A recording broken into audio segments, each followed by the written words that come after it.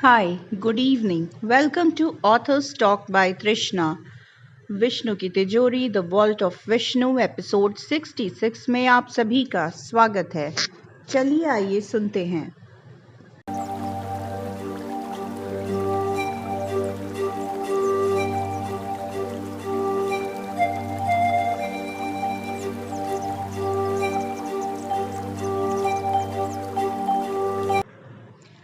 जनपद के प्राचीन वस्तुओं के व्यापारी ने नई दिल्ली से सियोल के लिए कोरियन एयर की फ्लाइट ली थी। सियोल से वह ट्रेन में चढ़ गया जिसने उसे जांगसेओंग स्टेशन पर उतारा। वहां पहुंचने के बाद उसने टैक्सी से डेसन होटल पहुंचा, जो बंदरगाह के आसपास उसका एकमात्र ठहरने का विकल्प था। उसने ड्राइवर को टिप दी, अपने निकोटिन से सने दांतों से मुस्कुराते हुए, और चेक इन किया। डेसन बंदरगाह सेओसन नामक कस्बे के पास स्थित था। सेओसन छोटा था, एक छोटा, बहुत छोटा। ये दक्षिण कोरिया के दक्षिण चुंगचियोंग प्रांत में स्थित था, जो सियोल से लगभग 78 मील दक्षिण में था। शहर में केवल वही पर्यटक आते थे जिनका सेओसन में पारिवारिक या व्यावसायिक हित था। एकमात्र पर्यटक पक्षी थे। साल के समय हजारों बत्तख, कलहंस और सारस आते थे। वास्तव में शहर ने हर साल उनके लिए एक पक्षी दर्शन उत्सव समर्पित किया, लेकिन इसमें भाग लेने वाले लोग स्थानीय लोग थे।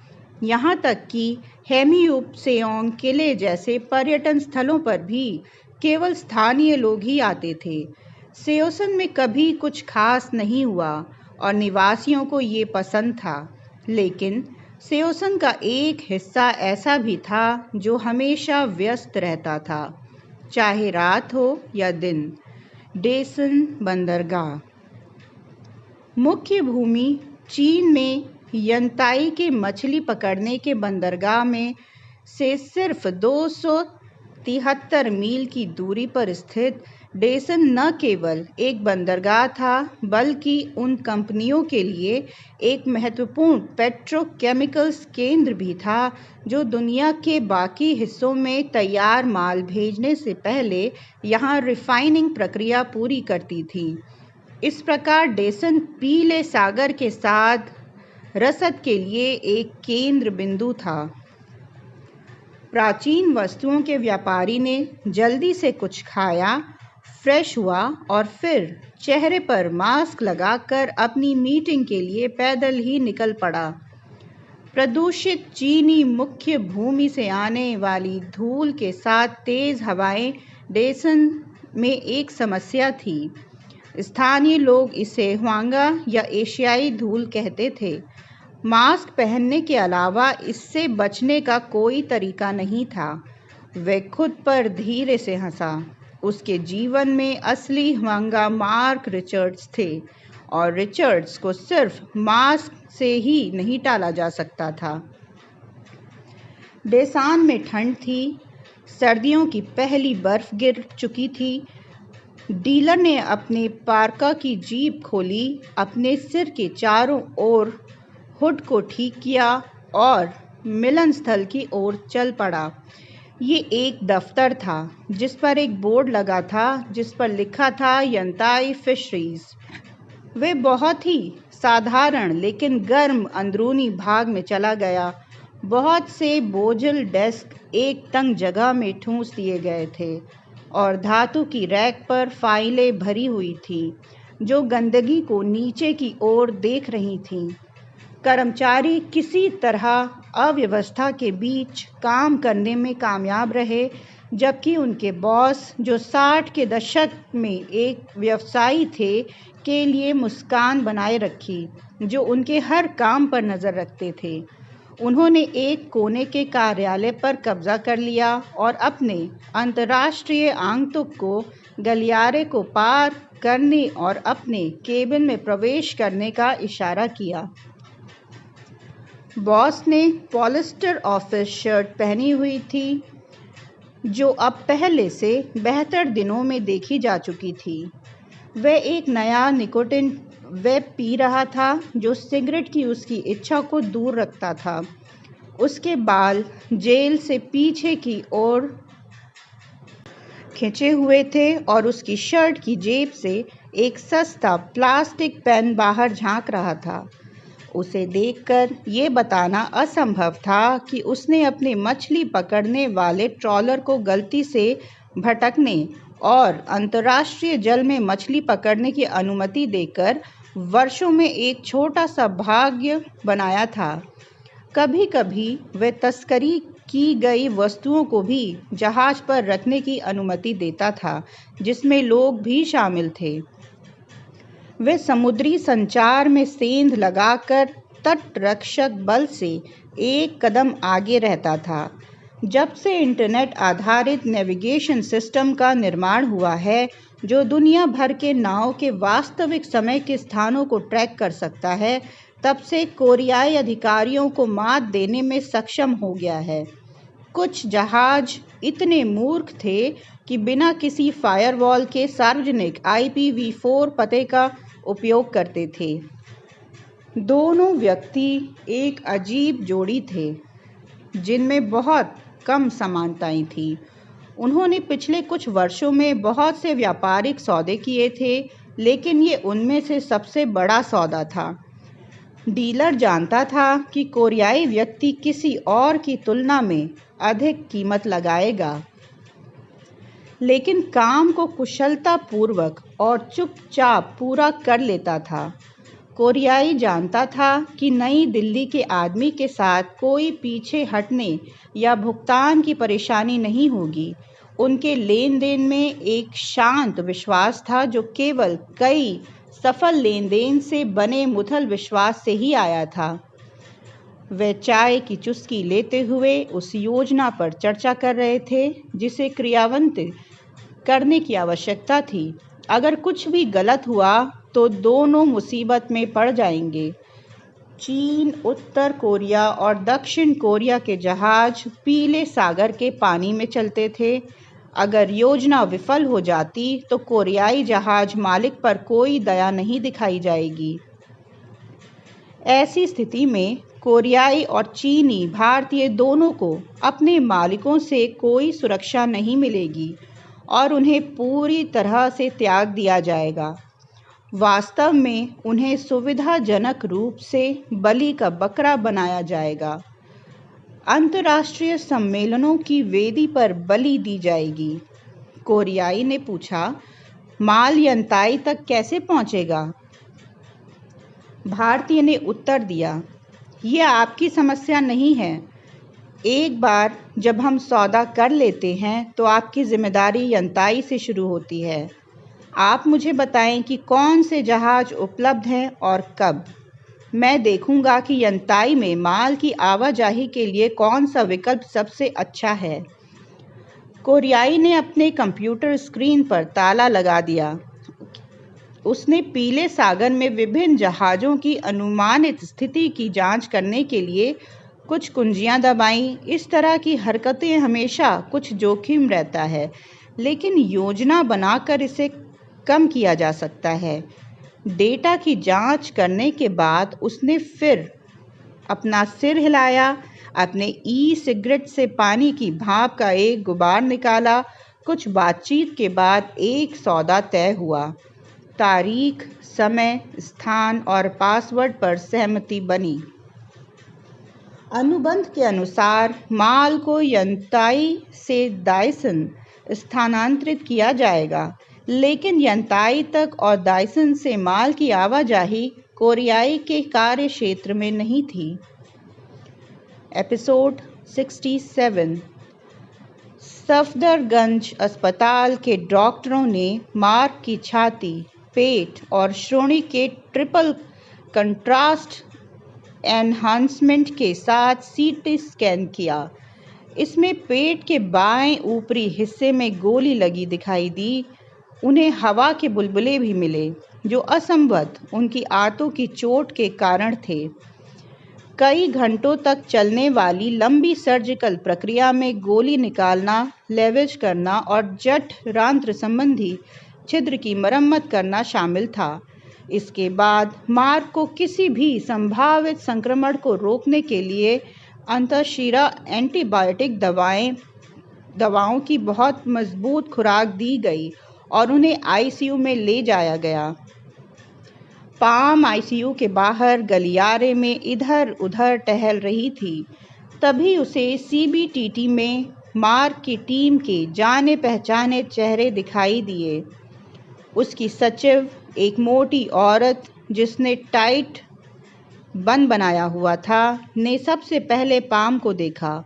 उसके साथ मार्क के डिप्टी थे, जिन्होंने भारतीय रक्षा प्रौद्योगिकी पर प्रस्तुति दी थी, इंजीनियर जो सीबीटीटी में मोशन कैप्चर लैब चलाते थे, और पैथोलॉजिस्ट जिन्होंने टूर्निकेट पर फोरेंसिक परीक्षण किए थे। उनके आगमन के समय सर्जन पाम से मिलने के लिए बाहर आया। उसने उसे देखकर मुस्कुराया और उसे चिंता करना बंद करने की सलाह दी। हमने गोली निकाल दी है, लेकिन और छेद को सील कर दिया है, उन्होंने समझाया। लेकिन वह बहुत भाग्यशाली था कि आप उसे इतनी जल्दी यहाँ ला पाईं।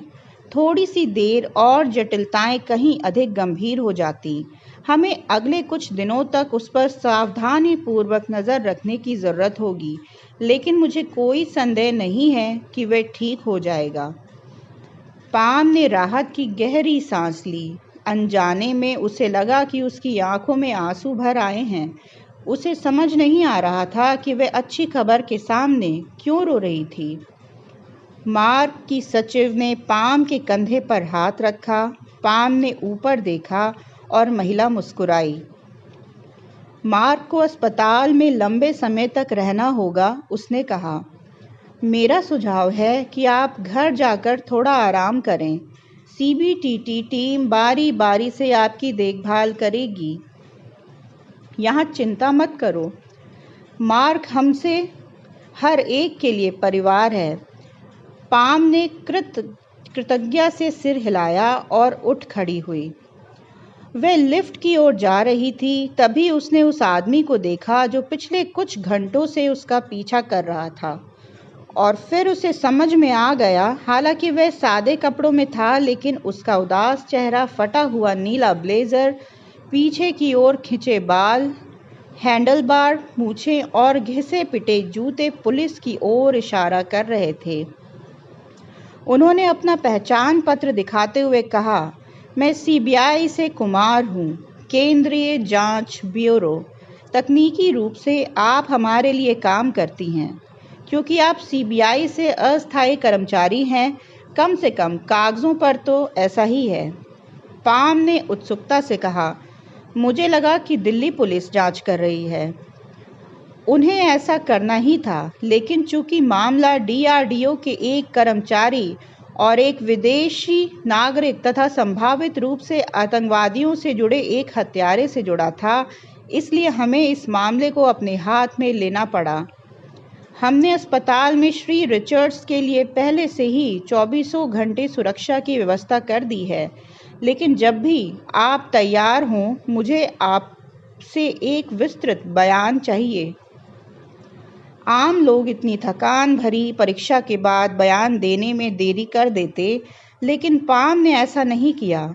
अभी यह सही समय है, उसने कहा। चलो इसे आपकी कार में करते हैं। कुमार ने पूछा, कार क्यों? क्योंकि तुम मुझे अपराध स्थल पर ले जा रहे हो, पाम ने बेपरवाही से कहा। उसे एहसास हुआ कि उसके पास कुमार को वहां ले जाने का आदेश देने का कोई अधिकार नहीं है, इसलिए उसने एक अलग कार्ड खेला। अगर हम घटनास्थल पर होंगे तो आपको ये बताना आसान होगा कि क्या हुआ था। कुमार मुस्कुराया।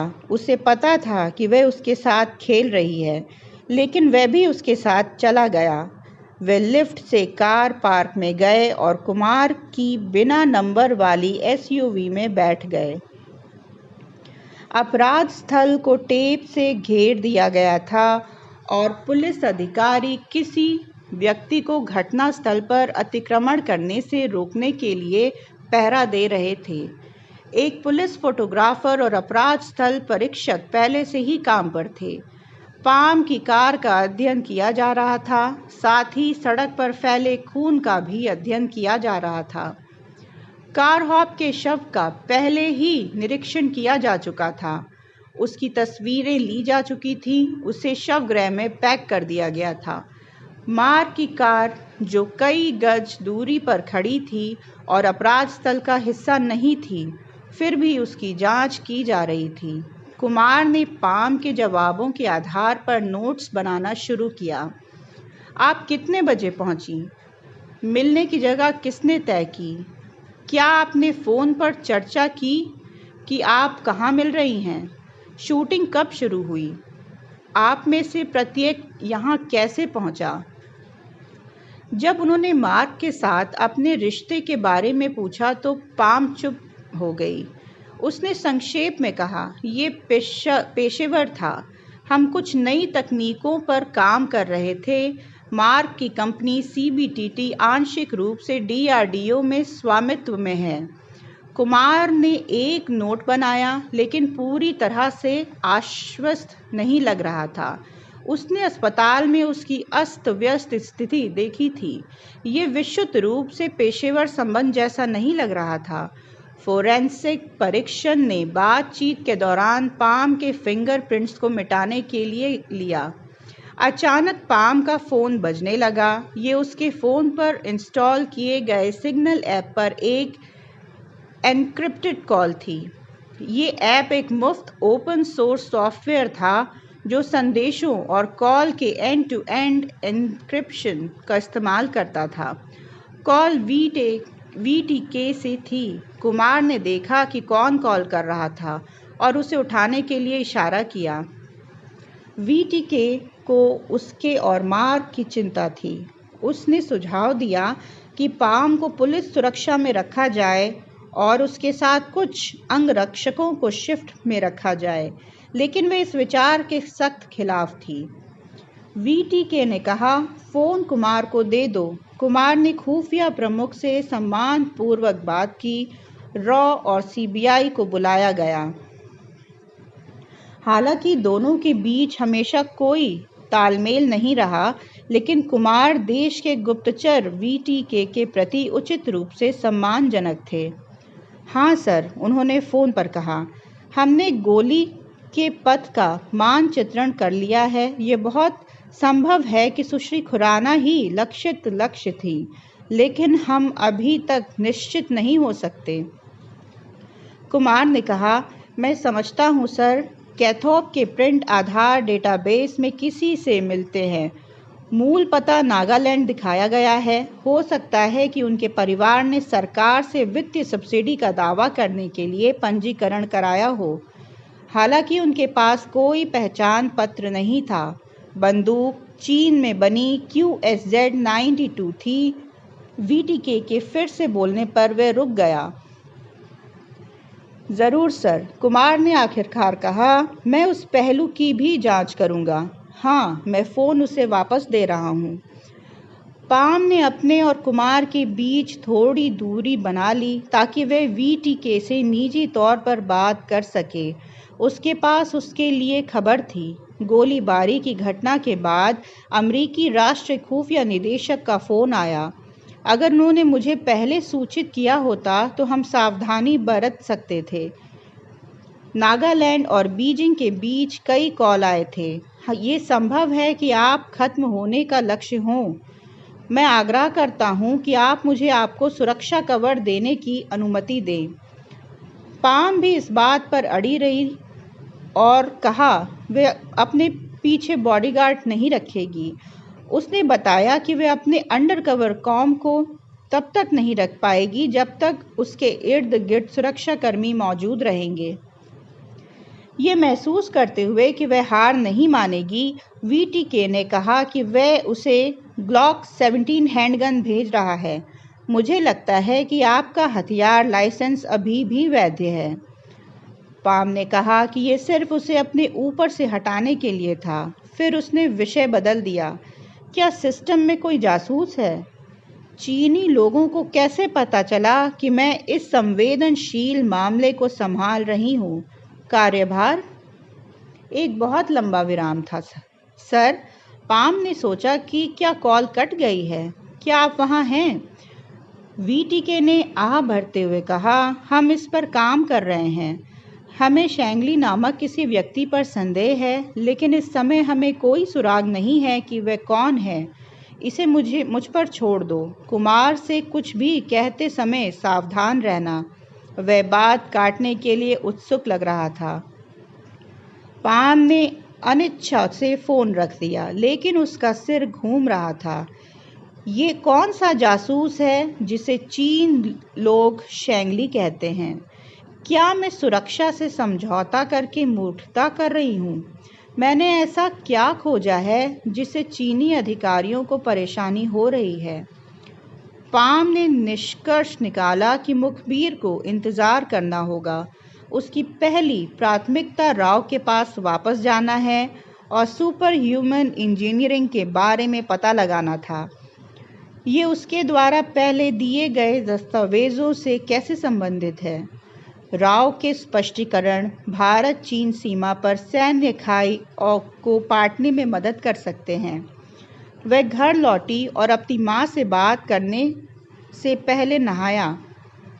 उसने अपने खून से सने कपड़े को शॉपिंग बैग में डाल दिया, जिसे वह बाहर जाते समय फेंक देगी। उसे आखिरी चीज़ जो चाहिए थी वह थी उसकी माँ का चिंता में दीवारों से टकराना।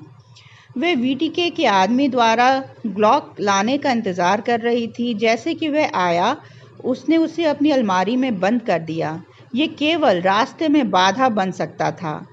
हवाई जहाज़ों में हथियार ले जाना एक थकाऊ प्रक्रिया थी जिसमें बहुत सारे कागजात शामिल थे।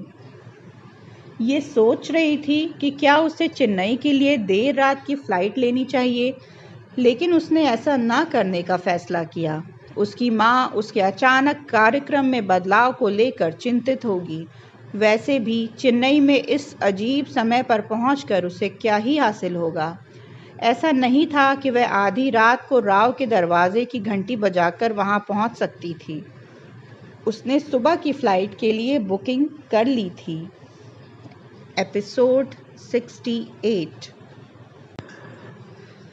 मैं आखिरकार नाकालोहा पहुंचा, जो कुभाद नदी और इंदु नदी के बीच स्थित थी। मुझे बताया गया कि कुंभा का नाम संस्कृत शब्द कुंभ से लिया गया है, जिसका अर्थ है पानी का जहाज। त्रिवेद, जिसका उल्लेख पोलो मेंकुओं के फेईतुओ के सबसे पुराने ग्रंथों में से एक में किया गया है। हालांकि पिछले कुछ सालों में स्थानीय लोगों ने कुंभा के बजाय इसके आसपास के क्षेत्र को काबुल कहना शुरू कर दिया था। ये इंदु नदी के पास पहुंचकर उत्साहित था, जिसे बुद्ध की भूमि का प्रवेश द्वार माना जाता था। नकालोह में रहते हुए कई ब्राह्मणों और जैनों से मिला। मैंने ऐसे तपस्वियों को भी देखा जो शिपो नामक देवता की पूजा करते थे। वे अपने नग्न शरीर पर राख लगाते थे और खोपड़ियों की माला पहनते थे। वे बहुत ही भयंकर और डरावने दिखते थे। मैं कई जैन भिक्षुओं से भी मिला जो पृथ्वी पर नग्न घूमने की दिगंबर या आकाश वस्त्रधारी परंपरा का पालन करते थे। इसके अलावा वहाँ सफ़ेद वस्त्र पहने गैर बौद्ध भी थे जो खुद को श्वेतांबर कहते थे। मुझे ये देखकर निराशा हुई कि शाक्य मुनि का मार्ग अन्य मार्गों के लिए रास्ता बन रहा था।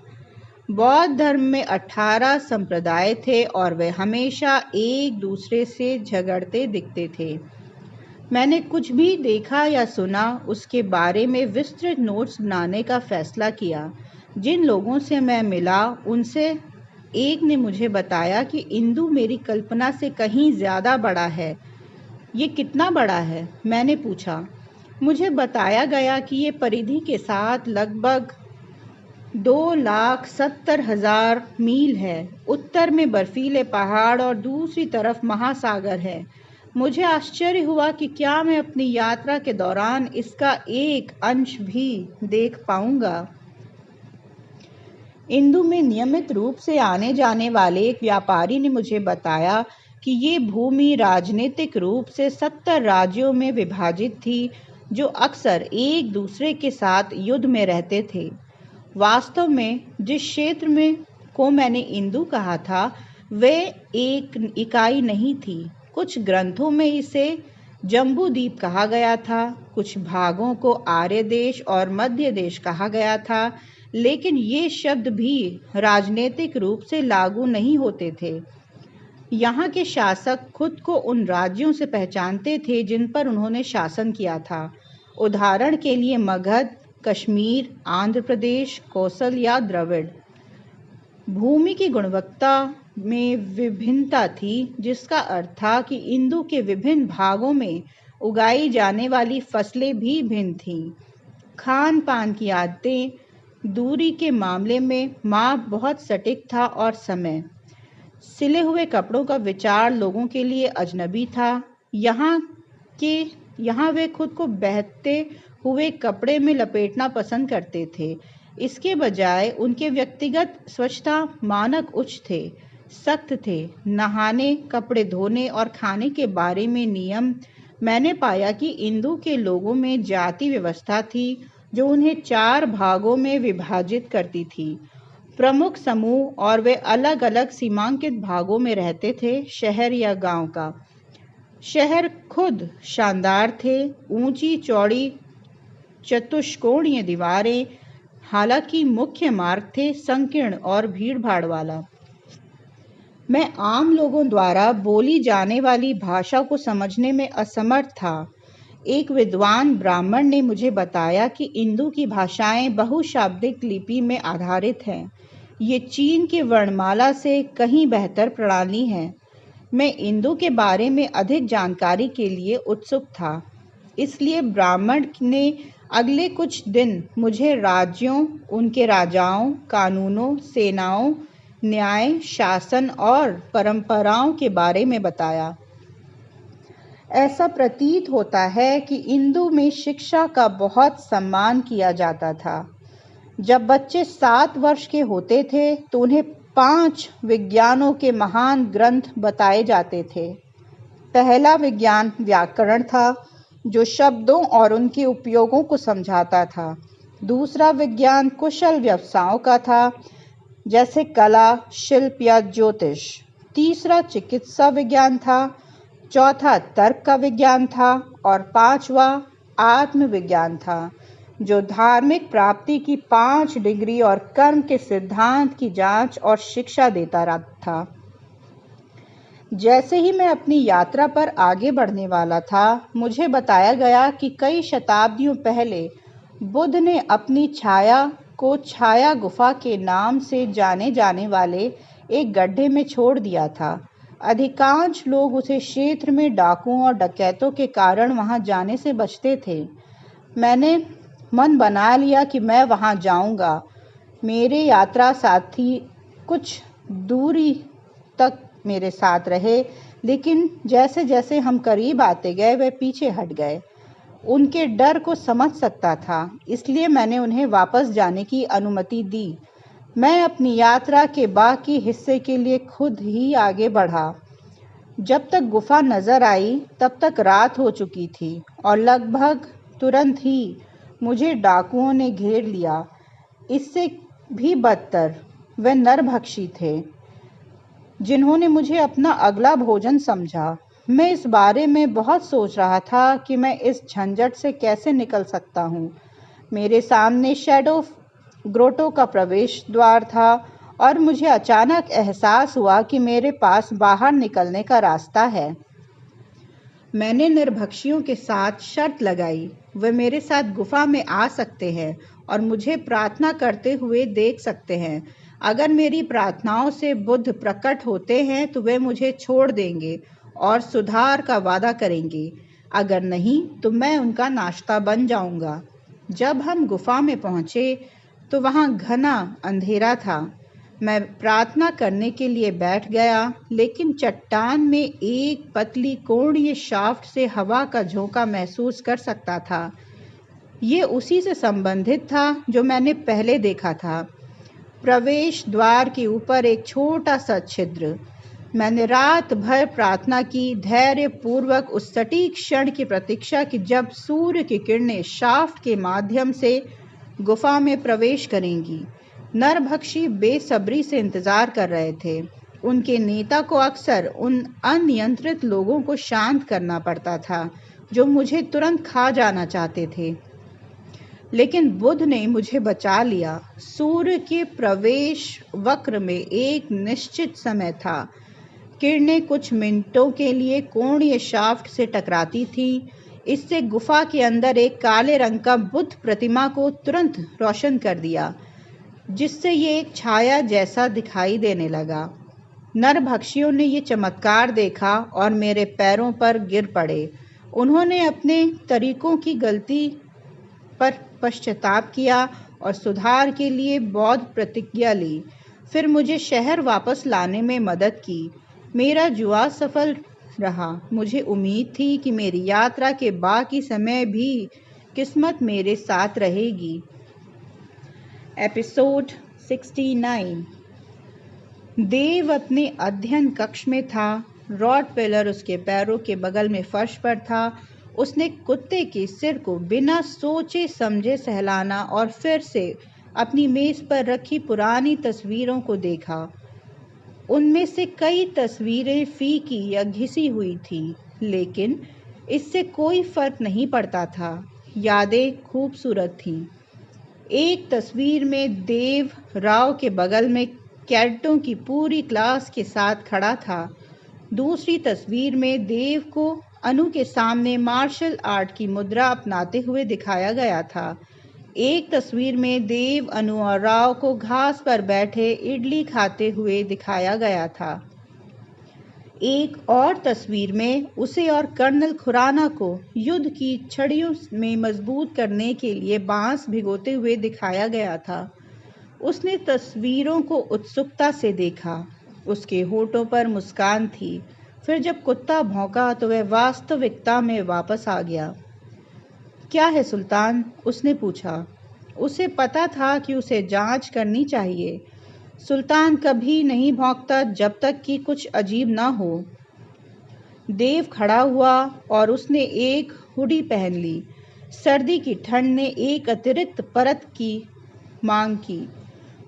उसने अपने अध्ययन को पिछवाड़े के लॉन से अलग करने वाले कांच के दरवाजों में से एक को खोला और बाहर झांका। वहां कुछ भी नहीं था। झूठा अलार्म। उसे ठंडी हवा काफी ताज़ा लगी।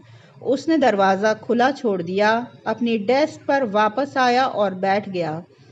देव ने फिर से तस्वीरों को देखा। उसकी आंखें नम हो गईं जब उसे याद आया कि कैसे उसे एक पत्र लिखने के लिए मजबूर किया गया था, जिसमें कहा गया था कि राव का कार्यक्रम एक दिखावा है और इससे कुछ भी सार्थक नहीं निकलेगा।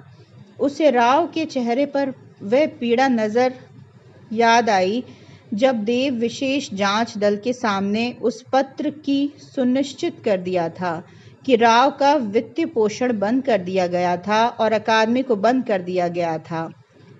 वह ताबूत में अंतिम कील था, लेकिन उसके पास क्या विकल्प था? देव की भयानक जुआ खेलने की आदत ने भारी कर्ज में बदल दिया था उसे, और उन कमीनों ने उसे अपनी धुन पर गाने के लिए इसका फायदा उठाया था।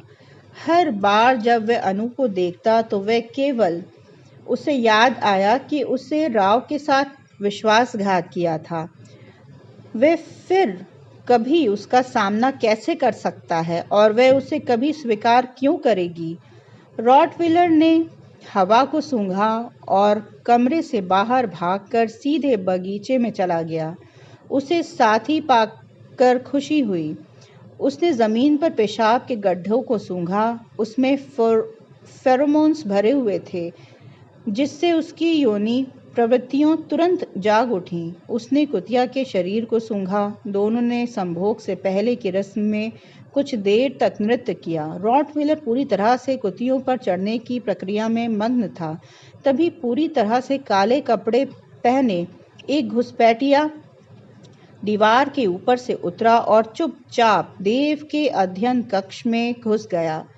देव का सिर अचानक पीछे की ओर खींचा गया और उसकी गर्दन के चारों ओर रस्सी लपेट दी गई।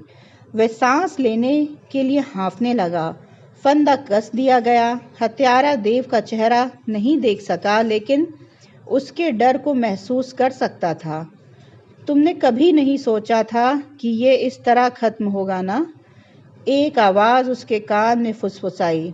जब देव मौत की गिरफ्त में खुद को छुड़ाने की कोशिश कर रहा था, देव ने अपने हाथों को गैरोट तक पहुंचाया और ज़ोर-ज़ोर से उस रस्सी को खोलने की कोशिश की जिससे उसका गला घुट रहा था, लेकिन उसमें अब बिल्कुल भी ताकत नहीं बची थी। उसकी उंगलियां कसी हुई रस्सी और उसकी गर्दन के बीच में फंसने में असमर्थ थी। उसे लगा कि अंधेरा छा रहा है। उसने सांस लेने के लिए हाँफते हुए उसे घेर लिया। तुम्हें कैसा लग रहा है देव? क्या तुम्हारे फेफड़े अभी भी जल रहे हैं? चिंता मत करो, तुम जल्द ही बेहोश हो जाओगे और उसके बाद दिमागी रूप से मृत हो जाओगे, हमलावर ने फुसफुसाते हुए कहा। तुम्हारे पास अपनी जिंदगी को फिर से संवारने का मौका था, लेकिन तुमने उसे गंवा दिया। देव लंगड़ा गया। उसके मस्तिष्क में सीमित रक्त आपूर्ति और उसकी श्वास नली पर दबाव ने अपना असर दिखाया। वह बेहोश हो गया, लेकिन हमलावर ने तब तक पकड़ मजबूत रखी जब तक कि उसकी हायोइड हड्डी टूट नहीं गई। देव का शरीर फर्श पर गिर गया। उसकी आंखें बेजान हो गईं। फिर हत्यारे ने रस्सी को छत से बांध दिया। पंखे से देव की लाश को लटका दिया गया। एक हत्यारा चमत्कारी ढंग से आत्महत्या में बदल गई थी। घुसपैठिया उसी रास्ते से चला गया जिस रास्ते से वह अंदर आया था। रॉटवीलर कुत्तिया के साथ अपना काम करने में व्यस्त था। प्यार सब पर विजय पा लेता है। एपिसोड 70। वह सुबह किसी भी अन्य सुबह की तरह ही थी। अनु ने नाश्ते के लिए बैटर स्टीम्ड इडली ली थी और अपने पिता के घर सुबह सुबह पहुंच गई थी। फिर उसने पारंपरिक तरीके से कॉफ़ी बनाई थी, जिसमें बारीक पिसी हुई कॉफ़ी को छानकर बनाए गए काढ़े में झागदार दूध मिलाया गया था। पिता और बेटी ने साथ में नाश्ता किया था, छोटे पीतल के गिलासों से कॉफ़ी की चुस्की लेते हुए। बूढ़ा आदमी खाना खाते हुए अखबार पढ़ रहा था और अक्सर भारत की मौजूदा स्थिति पर गुस्सा जाहिर कर रहा था। हमेशा की तरह अनु चुपचाप रही और उसे अपनी बात कहने का मौका दिया। 15 मिनट के बाद वह नाश्ता कर चुके थे। जैसे ही अनु ने डाइनिंग टेबल छोड़ी और बर्तन धोने लगी, उसे चक्कर आने लगा। रसोई उसके चारों ओर घूमने लगी। उसने सहारे के लिए काउंटर टॉप को पकड़ लिया। क्या ये खाना था? उसने वह प्लेट गिरा दी जिसे वह धो रही थी और टिफ़िन बॉक्स उठाया जिसमें बचा हुआ आटा रखा था। उसने उसे सूंघने की कोशिश की, लेकिन वह उसके हाथों से गिर गया और फर्श पर बिखर गया। उसने अपने दूसरे हाथ से वह प्लेट उठाई जिसे वह धो रही थी, लेकिन वह भी ज़मीन पर गिर गई। वह मोटर नियंत्रण खो रही थी। जब तक वह लिविंग रूम में पहुंची, उसके पिता पहले से ही सोफे पर बेहोश पड़े थे। उनके हाथ में जो अखबार था वह उनके सिर के नीचे पड़ा था। उसने उन्हें पुकारने की कोशिश की, अप्पा, अप्पा, लेकिन कुछ शब्द अस्पष्ट रूप से निकले, लगभग लंबे। कुछ सेकंड बाद अनु फर्श पर गिर पड़ी। उसका सिर स्टडी डेस्क के कोने से बाल बाल बचा। हट्टा कट्टा आदमी और उसका साथी, जो उन पर नज़र रखे हुए थे, अपने फ़ोन पर घर के अंदर हो रही गतिविधियों पर नज़र रखे हुए थे। फ्लूनाइट्रोजेपम, जैसे रोहिप्रोल के नाम से भी जाना जाता था, डेट रेप ड्रग ने अपना काम कर दिया था। वे घर में घुस गए। दोनों लोगों ने 90 वर्षीय व्यक्ति के हाथ पैर नायलॉन की रस्सी से बांध दिए और फिर उसकी बेटी के साथ भी ऐसा ही किया। उनकी आंखों पर पट्टी बांध दी गई और मुंह बंद कर दिया गया। आलू की बोरियों की तरह उठाकर प्रतीक्षार्थ वाहन में लादने पर भी वे बेहोश रहे। जब वे होश में आए तो उन्होंने खुद को चलती एसयूवी में बंद पाया। एक अंतहीन यात्रा के बाद वाहन रुक गया। राव और अनु को बाहर ले जाया गया और उन्हें बेहतरीन ढंग से मिट्टी के फर्श पर फेंक दिया गया। उनकी आंखों की पट्टियों और गैग हटा दिए गए और उन्होंने देखा कि वे किसी तरह के बेकार शेड में थे। एक कोने में जंग लगी हुई थी, मशीनें रखी हुई थीं, छत कई जगह टूटी हुई थी।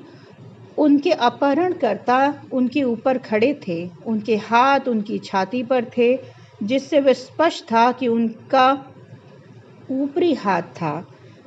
अनु ने खुद को उन रस्सियों से मुक्त करने के लिए संघर्ष किया जो उसके अंगों को बांधे हुए थे, लेकिन उसे समझ नहीं आया कि वह इतनी कमज़ोर क्यों महसूस कर रही थी। वह हमेशा से ही मजबूत, आत्मनिर्भर और दृढ़ निश्चयी रही थी।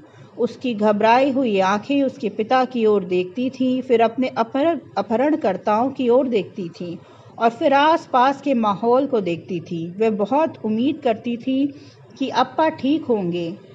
राव चुपचाप लेटे रहे, बहुत ज़्यादा बेहोश और उलझन में थे, इसलिए उन्होंने कुछ भी नहीं कहा। अनु ने अपना मुंह खोलकर मदद के लिए चिल्लाने की कोशिश की, लेकिन जो आवाज़ निकली वह घुटी हुई चीख थी। जितना चाहो चिल्लाओ, मोटा आदमी बोला। कोई भी तुम्हें मीलों तक नहीं सुन पाएगा। वहाँ से निकलने का सिर्फ एक ही रास्ता है। यहाँ आओ, हमें वे स्थान बताओ जिसकी हमें तलाश है। तुम्हें पता है कि वे क्या है और कहाँ है। आज के लिए बस इतना ही। नए एपिसोड्स के साथ मेरे चैनल को सब्सक्राइब करिए, लाइक करिए और शेयर करिए। मिलते हैं कल फिर से। धन्यवाद।